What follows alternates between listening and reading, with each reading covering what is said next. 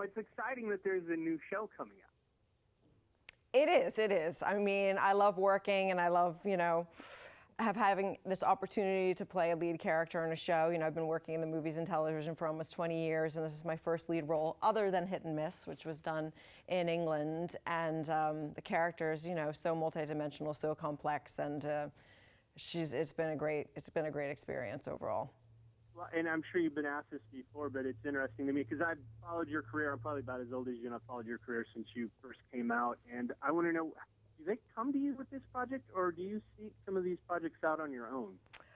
I feel like the majority of the work that I've done they've come to me. Almost every movie, I think they've come to me. So I feel pretty lucky in that sense. Maybe it means I'm really bad at auditioning. I don't know, but I've done okay with the ones that have come to me thus far.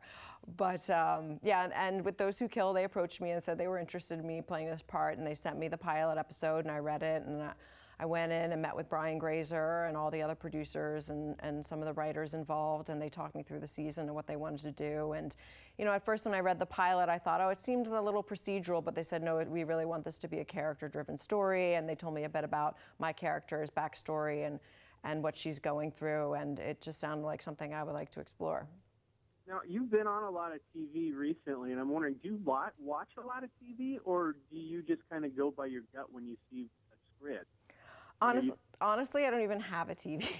But I do watch some TV on Netflix and iTunes and things like that. But yeah, it's more the script. Ryan Murphy called me, like for instance, interested in me doing Asylum, which was the last season of American Horror Story, and I hadn't seen it, so he sent me all the DVDs, and I just watched the first season all the way through, and thought it was like one of the spookiest things I'd ever seen, so I signed on for that. So, it depends on the project, how it comes, but, yeah. That show is kind of interesting because as soon as I saw a special guest star in your name, it kind of summed up for me what was going to happen to your character. It was kind of, I don't know why they did that. Oh, because you knew that she wouldn't last very long? Yes, and now it's like even more so after that show, every time now I see it special guest starring. I know. I think that's something to do with like the unions and how you're billed. The whole billing thing in Hollywood is really crazy. It gets pretty crazy. So, but you're right. It is telling that maybe they should rethink that. Yes. Well, now with Walking Dead, when you see a different name and you're like, oh, I know she's going to come back now. I wish they hadn't done that. Would you watch that show? With Melissa McBride, or is that her name? Yeah. When you saw her name, I was like, oh, it means she's going to appear again. Shoot. Yeah. Would you watch Walking Dead? I do watch Walking Dead, yeah. If you watch that, in the beginning of the credits, they give two things away with with the actors. They have the clock that's running down, and then the girlfriend, the grave. So you're like, how do they do that? So, but that's when you have to pay really... Well, hopefully they'll be watching this and they'll take note. Well, now, I want to ask you a question, and I'm not asking you about the actress for the TV show. I want to know more, because you have done so much TV, about this backlash that happened a couple weeks ago. Do you know about this? No. Greta Gerwig signed on for the sequel to How I Met Your Mother. Who is that? Greta Gerwig. Do you know who that is? I do know Greta. I'm a big fan of hers. Frances Ha was probably my favorite movie of last year. Well, there was like this... all the fans just couldn't believe that she would do such a thing.